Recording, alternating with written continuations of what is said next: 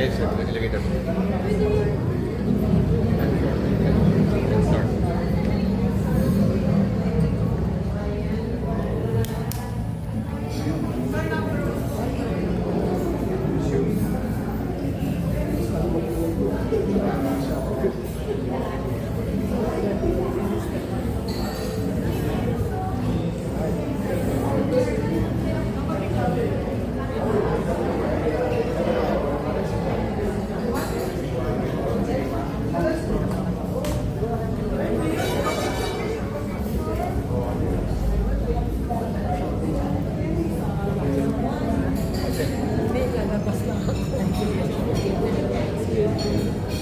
Enjoy your practice.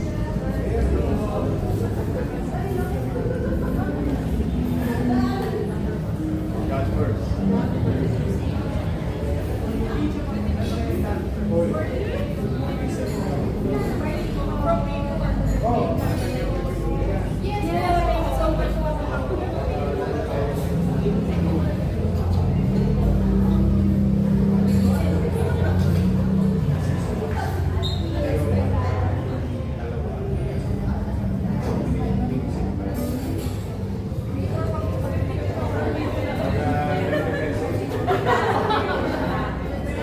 Saglit lang. Saglit lang. I'll be with you one day. Asan siya?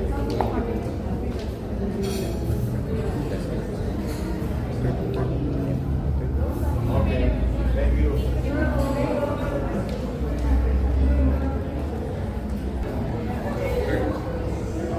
Andrea, God first. Andrea, God first. Thank you. Obrigado.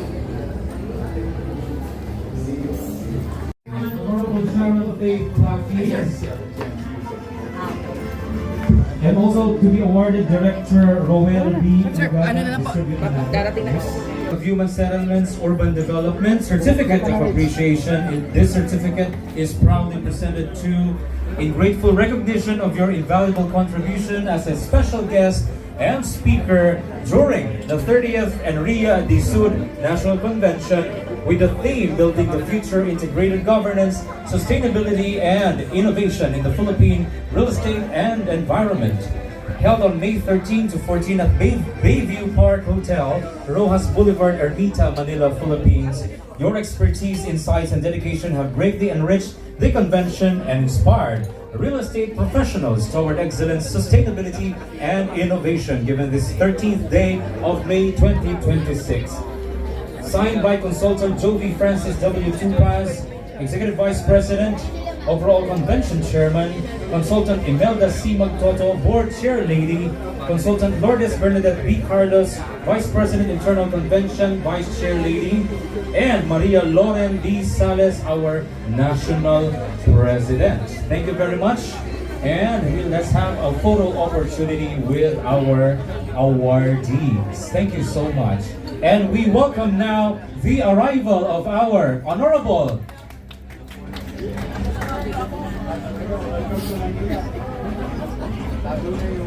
Attorney Richard Bihasa of the Climate Change Commission, and the arrival of our Honorable Francisco Isko Moreno, the Mayor of the City of Manila.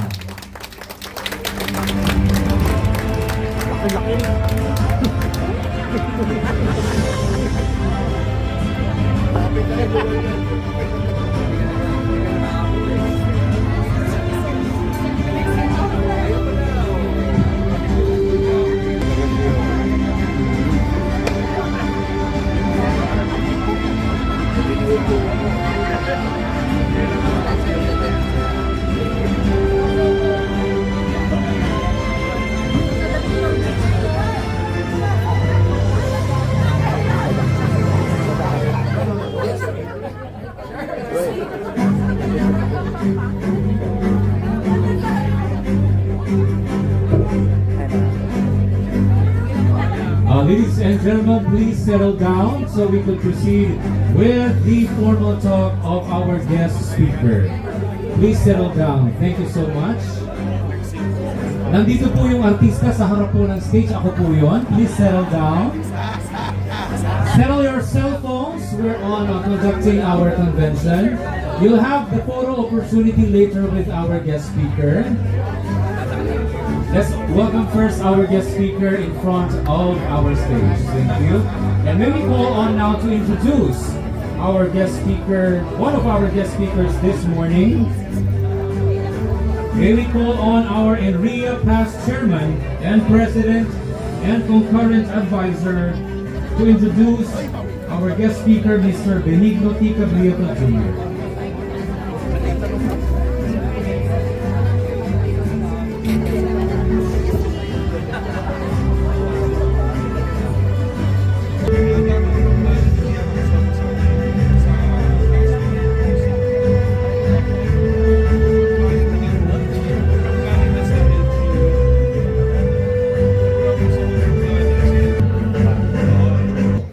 Popularly known as Yorme, rose from a childhood marked by poverty in the slums of Tondo to become a prominent figure in both Philippine entertainment and politics. After gaining fame as a Batili idol in the 1990s, he transitioned into public service in 1998, serving as Manila City Councilor and later on as Vice Mayor for 3 terms. To strengthen his governance and leadership skills, he pursued non-degree postgraduate studies at prestigious institutions such as Harvard and Oxford. He also briefly served as Undersecretary of the Department of Social Welfare and Development under the Duterte administration. Our guest speaker's political career reached new heights when he was elected the 27th Mayor of Manila in 2019, defeating political heavyweights, ex-Mayor Alfredo Lim and ex-President Joseph Estrada in a landslide victory. His first term was marked by a results-oriented leadership style, highlighted by the rapid beautification of historical sites, infrastructure development, and a firm approach to urban cleanliness and crime prevention. Despite criticisms over his populist style and outspoken personality, he earned widespread praise for his strong political will and ability to modernize the capital within a short period. In 2022, our guest speaker launched a bid for the Philippine presidency, finishing fourth in a field of 10 candidates. Following his defeat, he briefly stepped away from politics to pursue business ventures and television hosting before announcing his return for the 2025 local elections. In a significant political comeback, he reclaimed his post as the 29th Mayor of Manila after a landslide victory over his former ally, Hani Lacuna. He currently serves as president of the Action Democratico Party while continuing his second chapter as the city's chief executive. Ladies and gentlemen, let's welcome Manila Mayor, the Honorable Francisco Isko Moreno Dumagoso.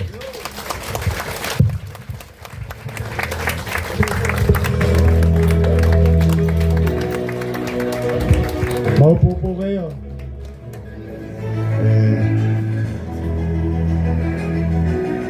Our chair lady Imelda C. Magtoto. This is your 4th term. Bawal sa amin yun, hanggang 3 term lang. Vice Chairman Attorney Amador C. Tolentino Jr. National President Maria Loren B. Sales. Kanina, nasa lubong ko ito. Executive Vice President and Overall Convention Chairman Joby Francis W. Tupas. Ito kayo. Other members of the Board of Officers and Trustees, Board Advisor led by Chairman Emerita and Chair Lady of the Board of the Advisor former Congresswoman Marisa Del Mar Magsino. May asim pa. Aming kaibigan sa Maynila, si Architect Palapox. members of the boards of advisors, government officials present, private partners, at sa lahat ng kanina naglalakad ako. Pinipilit kong i-accommodate table per table, pero I overheard some of you came from Catanduanes, Baguio, Bataan. Kanina may Bataan pa. Sabi ko sa kanya doon sa Bataan, very close sa akin yung Bataan kasi bukod ako'y isang basurero, then I promoted myself as sidecar boy. In between, pag may paani sa Bataan, particular sa Landing Pilar, nagsisipok kami ng palay. Kaya very close sa akin yung Bataan. Metro Manila, Rizal. But speaking about Bataan, naghahanap buhay ako, kaya lang Makati talaga yung palay. Matalim. Pagkagabi, kamot ka ng kamot. Kaya kailangan mo ng coconut oil. But I have nagwaling sa Roman Highway, yung Nagwaling, barangay Nagwaling. Doon naman kami nag-aani ng bato. Parang inaani yung bato sa ilog.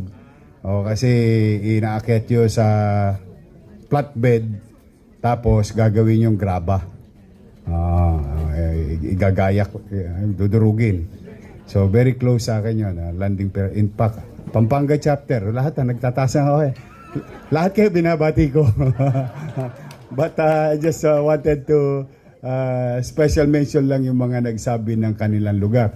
Yung Baguio kanina, sabi niya taga Baguio daw siya. Ayun, yung gulay nyo ngayon nasa amin.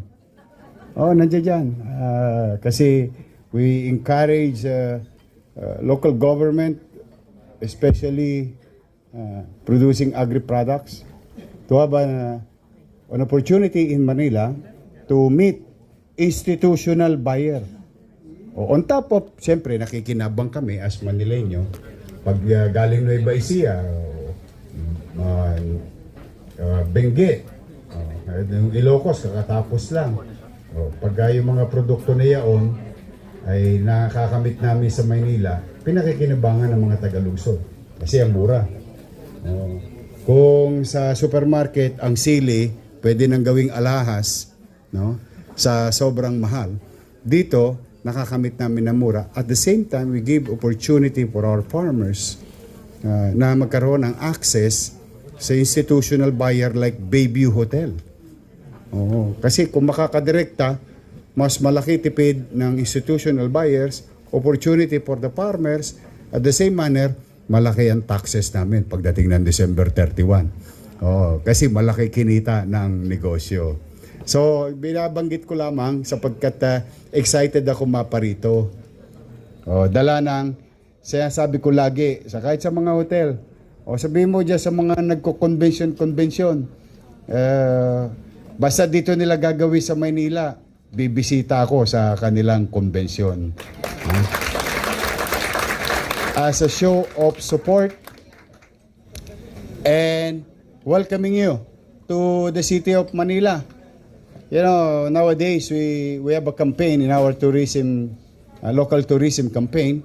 We call it Manila, My Manila, of Nick Joaquin's book, inano namin yon, inadapt namin. Why? Why is it Manila, My Manila? Because while it is true that I was born, grew up, studied, at ito ako sa harapan ninyo, bilang batang Maynila. But most Filipinos have a story to tell about Manila. Nag-eskwela, nagnegosyo, nagtrabaho. Bagamat hindi sila taga Maynila, mayroon silang istorya about Manila. Dito rin sila nagkajowa. Tanungin nyo sa mga nanay nyo, nagpagulong-gulong sa damuhan yan sa Burnham Green.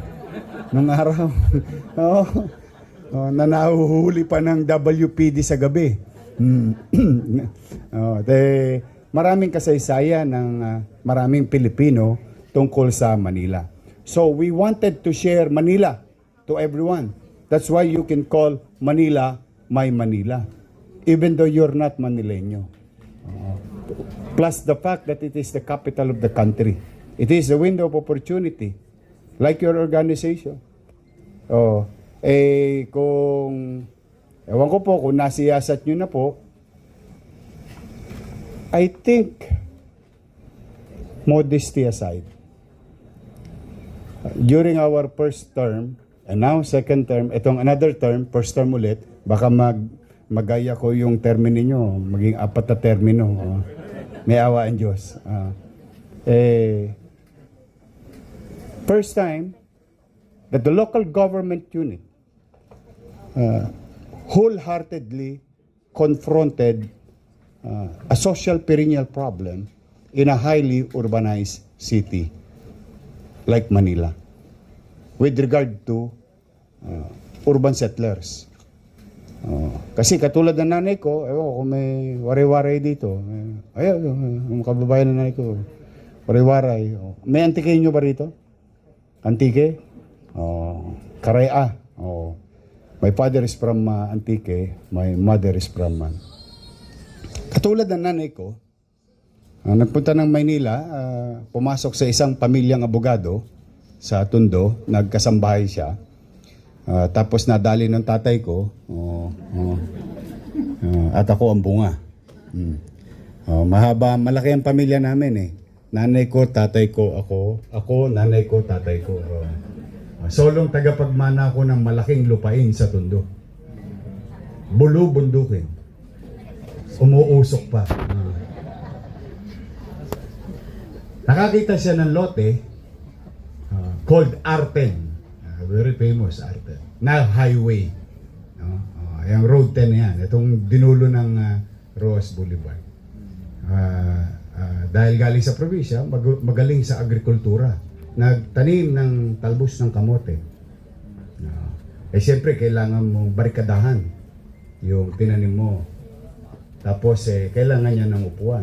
Nagtayo siya ng papag. Problema sa araw, pagtanghali mainit. Saka naulan. Nilagay niya ng bubong. Pagka bumabagyo, siyempre yung anggi, nilagay niya ng dingding. Hindi naman po pwedeng walang pintuan yun. Nilagay niya ng pintuan. Nagtanim ng talbos ng kamote, bahay ang tumubo. A typical life story of most of our people in Manila. They went to Manila to look at it as a window of opportunity na aangat ang katatayuan nila at they end up being what you call kami as squatter. Kaya kung mapapansin niyo, this is the first time this government, local government, literally invested in city vertical housing program in line with your goals. Maglalagay ng masisilungan, disenteng tahanan sa bawat pamilyang Pilipino. Private sectors, government agency, and like local government unit of Manila. Alam po ninyo, sa kasagsagan ng pandemya, kung inyo pong iisipin at maalala, at salamat sa Diyos, magkakasama tayo ngayon because marami sa kaibigan natin di na natin kasama dala ng virus na yun. Nakasurvive tayo. Huminto ang mundo. Ang ekonomiya ay bumagal. Ngunit sa lungsod ng Maynila, mas minabuti naming mamuhunan sa ekonomiya at mamamayan. That's why in the midst of the pandemic, your city government, for the first time local government to, first time to sa Manila. Usually, nung araw, Bliss. May mga nakikita ko may edad dito, inabot yung Bliss. Tenement. O what you call model community. Sa Tondo, marami nun eh. No? But never did the local government invested so much. But we did. Pumping the prime, the same manner, yung velocity of money, and to surgically address the social perennial problem which is housing. And that's why, kahit na kami gipit na gipit, buti naman, yung laway lang namin nasasanla na sa bangko. Opo, because we are a city, we will not qualify to financial institution by its pace, because we created so much chaos in our fiscal management, no? But maybe alam nyo, minsan may mga tao sa pamahalaan, lalo na GFIs, no, government financial institution, when you're about to do something and they think na ito'y makapagbabago ng buhay ng tao, especially Land Bank and DBP, they will support it. Yes, they did. That's why, during the height of pandemic, na itatag, Condominium 1, Condominium 2, Binondominium 1, Basec Community, na nakita ni Sir. Tama ba ako, Sir? Nakita mo yung Basec Community? Kayo si Mr. Bansan? Teka, daming tarjeta eh. Marcelino Mendoza. Nakita niya. Decente po ba? May kuryente. Metro. Hindi na kami kasosyo sa Meralco. Kasi nanay ko stockholder ng Meralco yun sa Kanawasan nung araw. Alam mo naman sa squatter, may share kami lagi sa kuryente at tubig. Particular yung Nawasa. Sa umaga, Nawasa. Sa gabi, nawasak. Wasak ang tubong itim nila. May chupon yun. But you see, Basec Community, this in-city vertical housing program was done in the middle of chaos and crisis. We opted to take the risk on investing to our people at the height of the crisis, which is, at the time, wala kaming nakikitang sinag ng araw na matatapos yung sitwasyon. But we believe in a concept. I, for one, thanks to my professor, thanks to my experience, believes in MBN. MBN, minimum basic needs. Housing, education, healthcare, and jobs. These are the 4 pillars that will, maaring mali po ako, no? Pero sa pananaw ko, ay makapagpapataas ng antas ng pamumuhay ng tao. The quality of life, the quality of living. Would you imagine that a 15-story building can be done in 2 years? At 42 square meter per unit. 2 bedroom. And I have a story to tell about 2 bedrooms. Why we created so much space for every beneficiary? Why? Nowadays, ewan ko, tama ba ako? 23 metro kwadrados, 26 metro kwadrados, di ba? Yung mga SMDC, yung mga studio. Okay naman yon. Dala ng yung presyo ay napakamahal. But, will you actually, given a chance if there is an option, will you put your 2 kids, you yourself, and your wife in that space? Ang tawag na nanay ko doon ay bahay ng kalapati. Dahil kalapati lang ang kasya. So that's why we came up with an idea, 2 bedroom, 42 square meter condominium unit. Para mapaghiwalay ko yung magulang at yung anak. Because of the same reason again, practical experience. Alam mo, sa squatter nung araw, katulad kami, nanay ko, siguro nasa G's lang kami, o 8 metro kwadrado. Nakikipisan lang kami. Misa sa ilalim ng hagdanan, so kung anong size ng hagdanan, yun ang kwarto namin. Kaya ito higaan, nanay ko, tatay ko, ako. Pagtayo mo, doon nakakain. Tapos mayroong kortina, nandun na si balutin mo ako. Kasi binabalot kami noon. Specialista kami gumawa ng bibingka eh.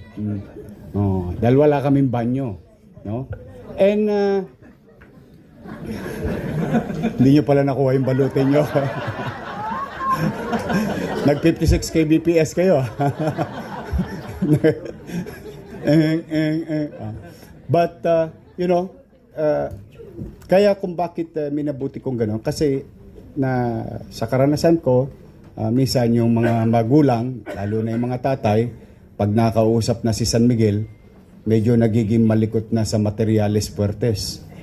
Napapakialaman yung mga bata, This type of domestic incident is literally happening. And that experience of mine, given to me, ng tadhana, yun ay nagiging parte ng paggawa ng polisiya. Disente, mag-ina, mag-asawa, yung anak, hiwalay. Kasi kino-question ako bakit daw 42 square meter, ang laki-laki. Sabi ko, unang-una, maaring mahal. Pero, ang paniwala ko naman, mayaman naman ang gobyerno Endless income. Because there are only two things that is certain in this world. Debt and taxes.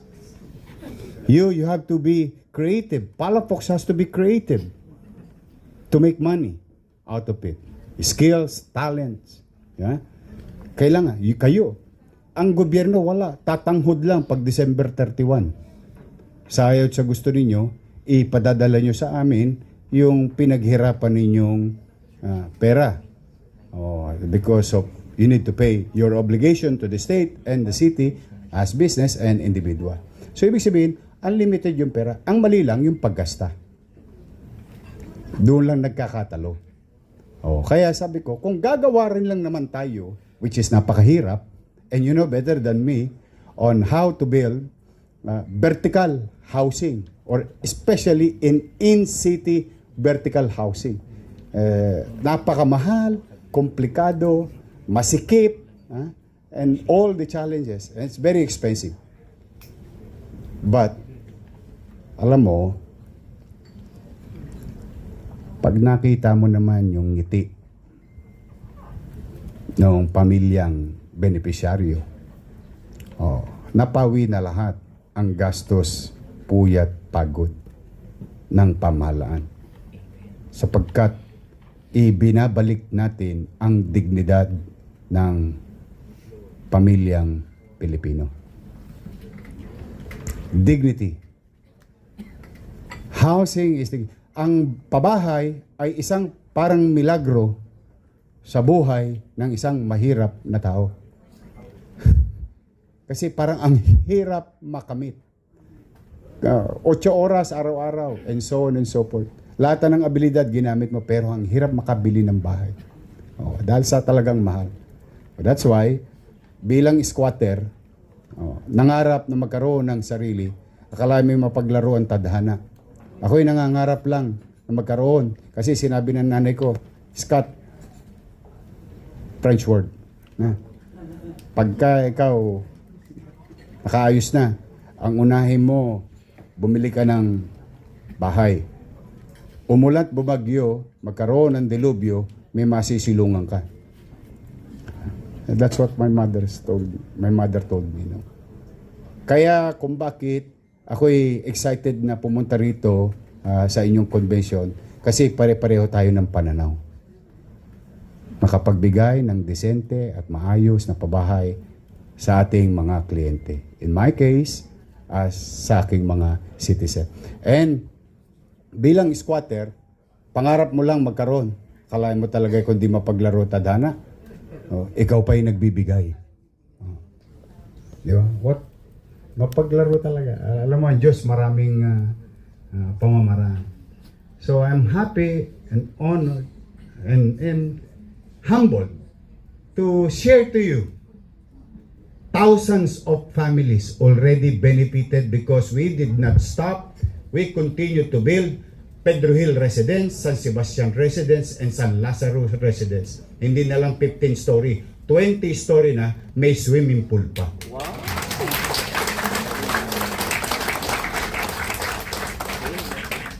Pera ko ba yung pinanggasta? Hindi, pera ninyo. Sininop ko lang. At ipinangtugon ko sa tunay na katatayuan ng isang pamilya at maitaas ang antas ng kanyang pamumuhay. And that created opportunity also in the community because property values in the certain area talagang tumaas. And I'm gonna share it to you. Basta you Google this area, Condominium 1, Condominium 2, Binondominium 1. Natapos na namin lahat yon. At hindi lang siya pang mahirap. Pati working class naka-avail ng aming housing. And now, with this administration, new fresh mandate from the people of Manila, we just groundbreak about before the last quarter, no?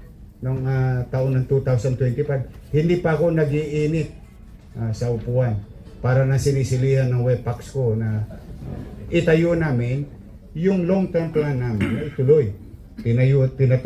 Binuksan, groundbreak, Binondominium 2. Para magkaroon kayo ng visual, kasi Binondominium 1, Binondominium 2, ang future siya 3, 4, 5, 6. Because itong beneficiary dito ay yung squatter sa gitna ng island sa Binondo, San Nicolas. So hindi na kailangan itapon to disenfranchise the people somewhere else. Here, they will receive housing and go to the same school, the same health center, and the same working place, like Pierre and Recto. So, tama si Lee Kuan Yew. Because the concept of Manila's in-city vertical housing program is 99 or 98% copy-paste ng HDB. Parehong-pareho yun. Kaya makikita nyo sa baba, walang unit. Hindi ako naglalagay ng unit sa baba kasi ang tendency, i-extend.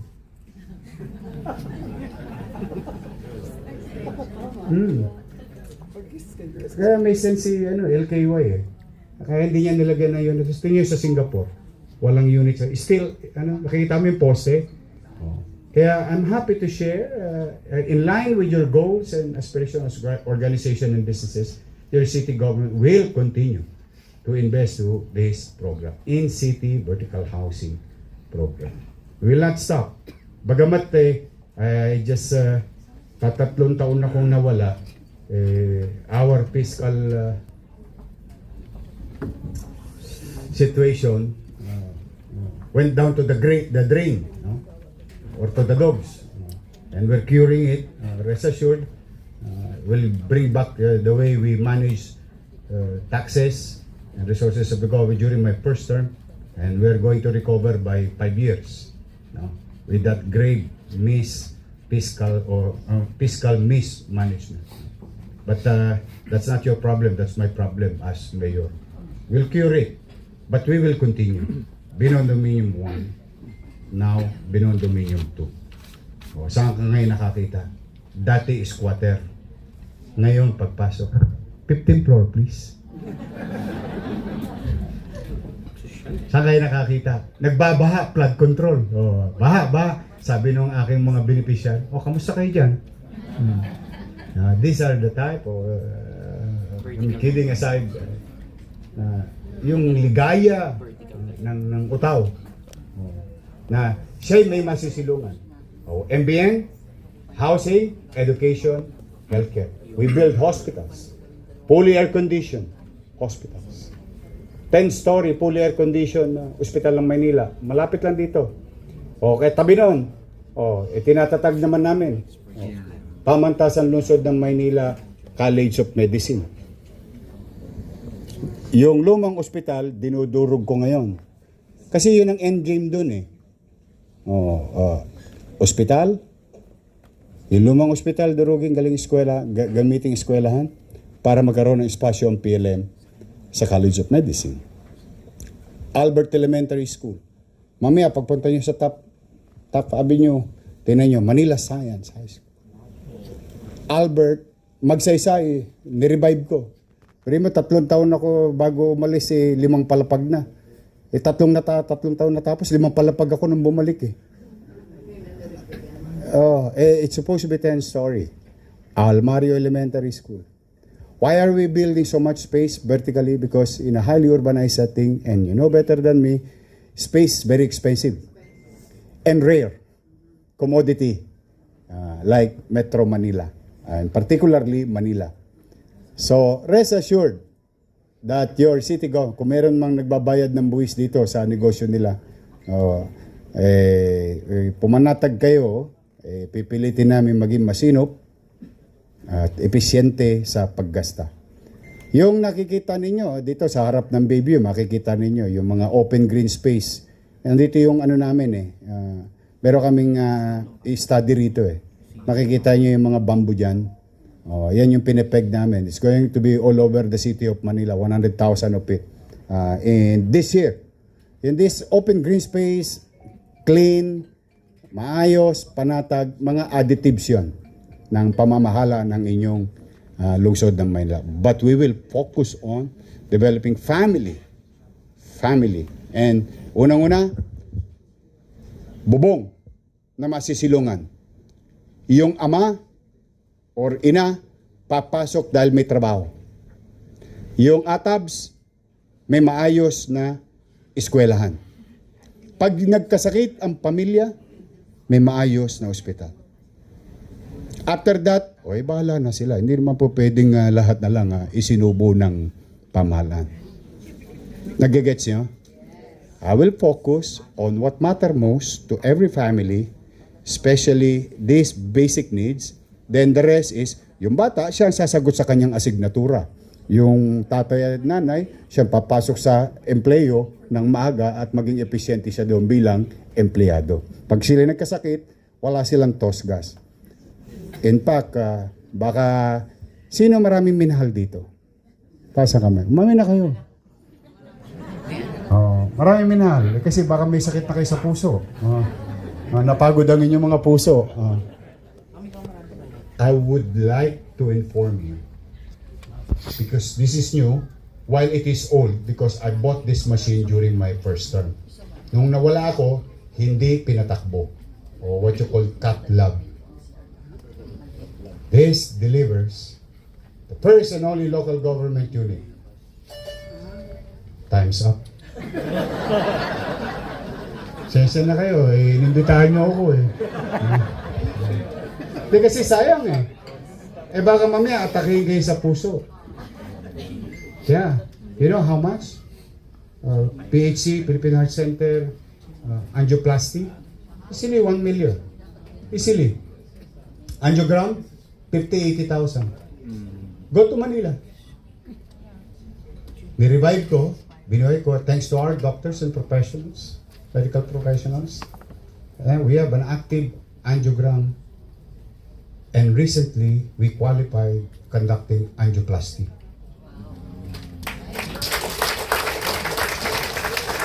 So katulong na kami ng national government through PHC, Philippine Heart Center, UPPGH, magagaling yung mga yan.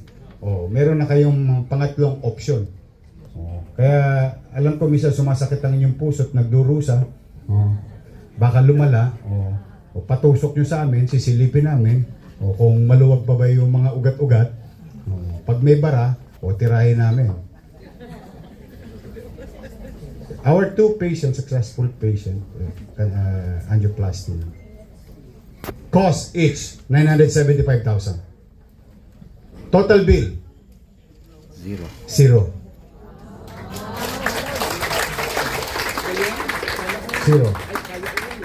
At hindi pa namin masyado nagagamit sa PhilHealth yan. Kasi pag elective, walang reimbursement. Kasi I think kailangan atakein ka muna bago ka... hindi ko mag-gets yun pero ako gusto ko, patira ka na kung may nararamdaman ka, wala kang tosgas, may bara, bigyan na kita ng stent. Gusto mo 2, 3, 4, it doesn't matter to us. Mabuhay ka lang.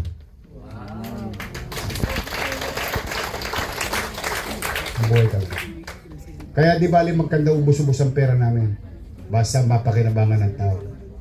I really don't mind, with all honesty. Because government, lastly, government is not a savings bank. We're not there to manage your money, to put it in a bank, to make money out of money. No. I'm sorry to say, a lot of people disagree with me with this.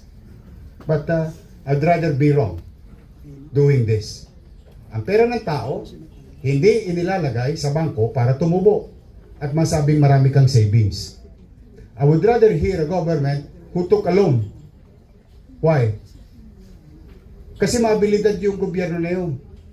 Because a peso spent today, earned today, is better to spend today than to spend the same peso tomorrow. The natural course of inflation will apply. The presyo ng bakal ngayong araw na ito, piso, at malaking tsansa bukas 1.5. And you cannot buy the same amount of bakal with your existing same amount.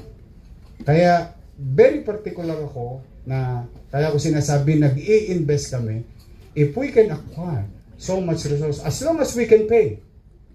Amerika may utang trilyon. Maganda ba ekonomiya nila?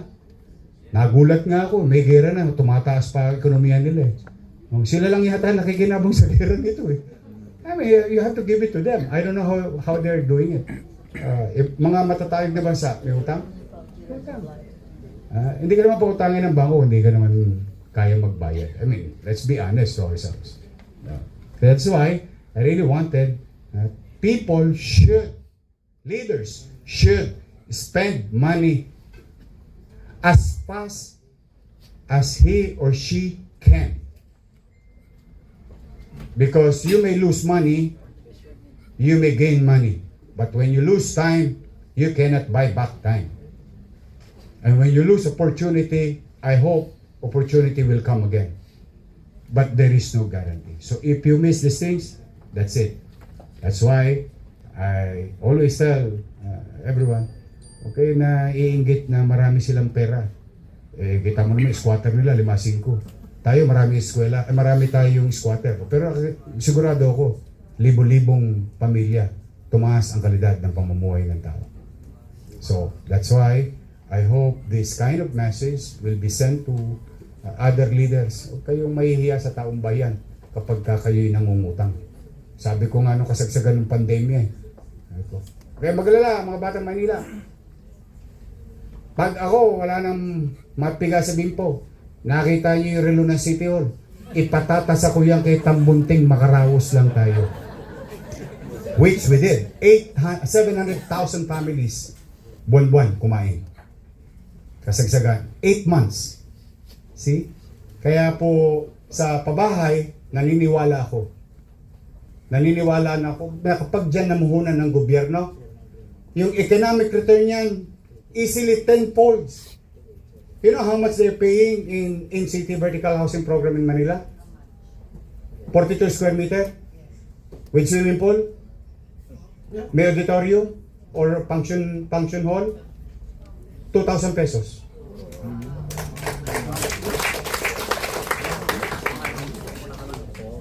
Pero may catch. Because you paid your taxes, I need to protect it. Because there are some individuals also abusive. Anong catch? No ownership.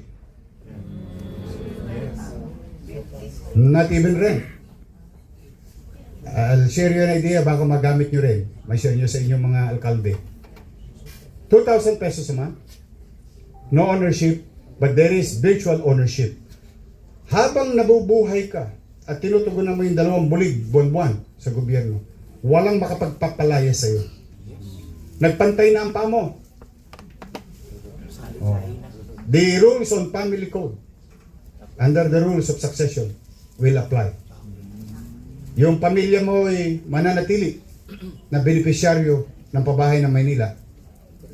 So, ipipikit mo mata mo na may kapanatagan bilang isang magulang na may mauwian ang iyong anak at apo.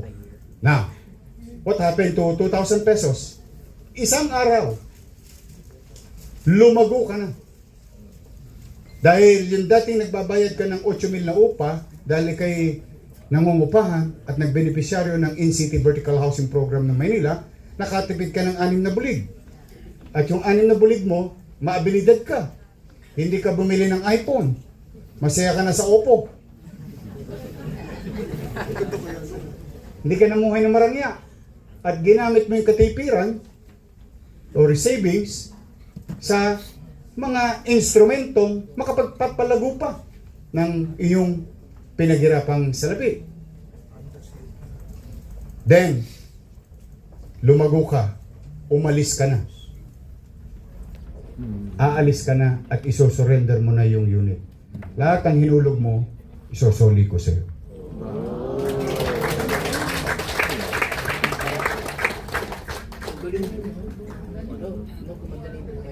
Why? And I'll go back to the same statement. Government is not a savings bank. Government is not to make money out of projects. Projects should be considered as public service. Oh, nawalan ba kayo ng pera bilang taxpayer? No. Who owns the property? Who owns the government? Who funded the government? So property pa rin natin. Yumaman pa kami. Abi, kalay mo wala kaming pera, ang dami naming utang, pero sa libro, kami may pinakamayaman na syudad. Bakit? We created wealth. Appreciation. Huh? Nagets nyo? Oh, nadali mo na. Iyo pa rin. Yung taxpayer panatag na hindi napariwara yung buwis niyang pinaghirapan kasi inabuso ng isa o dalawang taong pagkabigay sa kanya ng property, ng award, ibinenta. At maghahanap ulit ng kalsada, katulad ng nanay ko, magtatanim ng talbos, ng kamote. Gets nyo? Kaya ko tinatawag siyang social perennial problem. Because it's a habit. Bibigyan ng bahay sa Cavite, Sapang-Pal. Naalala ko nung araw, Dagat-Dagatan, Sapang-Palay, and so on. Tapos pagkayari, pagka-award, nalatagan ng 100 bulig. Malaking pera yun nung dekada 80. Paldong-paldo ka na ngayon. Lalo ito condominium, 5-7 million. Ano sabi ng Creba, Cesar? Mga 5 to 7 million, no? Yung unit cost ng value ng 42 square meter natin. Paglatagan mo ng kalating milyon yun, nako, puro dollar na mata nun. Oh, kakalawiti 500 bulig, may pumili, tapos balik ulit sa squat. Dito hindi. So, protected. Tapos, may nasilungan kang disente, nakatipid ka, umangat ang buhay mo, gusto mo nang lumawag ang bahay mo, nangarap kang bumili ng sariling iyo. O tapos susosoli ko pa yung principal. The good thing, so it's going to be trust fund. Nakatenga yun. O di bumili ako ng instrumento that generates money out of their money. Tinuruan ko silang mag-impo, tinuruan ko silang maging obligasyon, matuto ng obligasyon na ang pamumuhay ay hindi libre, pero hindi ko kinamkam o pinag-interesan yung salaping kanilang pinaghirapan, ibinalik sa kanila. So, minus interest, because the interest will go to the maintenance. Sustainable? Yes. Yan ang housing project ng Manila. So, I hope I've shared something for you today na kaya ko sinabing 95 o 98%. Kasi sa HDB, may equity, may ownership. Dito wala. The people of Manila, the taxpayer of Manila, still owns the property. The city of Manila created value, and the people of Manila tumaas ang antas ng pamumuhay. Kaya yung organisasyon nyo ay napakahalaking halaga bilang isang samahan sa ating lipunan na makapagbigay ng affordable housing. Huwag kayong matakot na hindi na kayo mabentahan dahil sa Maynila. I cannot catch up with you because, private sectors is more active and aggressive because isa lang ang problema nyo.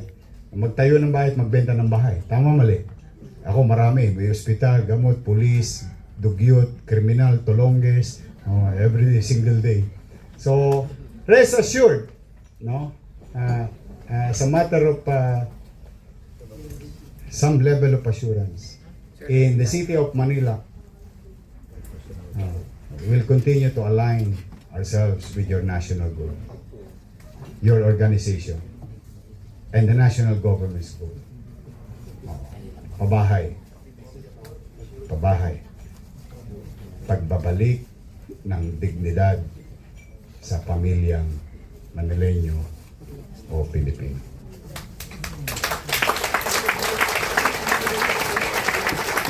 Tapos na po ako, pasensya na overtime, pero sayang. Pwede ba, total, nandito na kayo sa Maynila, gumastos pa kayo. Uy, maganda yung aming Intramuros. Oh, yung Fort Santiago. May bago kami museum dito. Oh, maraming pasyalan sa Maynila. Sino ang gusto bumili ng karaoke? Punta kayo sa roon. Sino gusto bumili ng tela? Punta kayo sa Tabora. Divisoria. Gulay, mamayang gabi.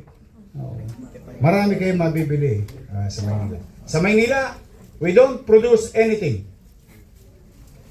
But we distribute everything.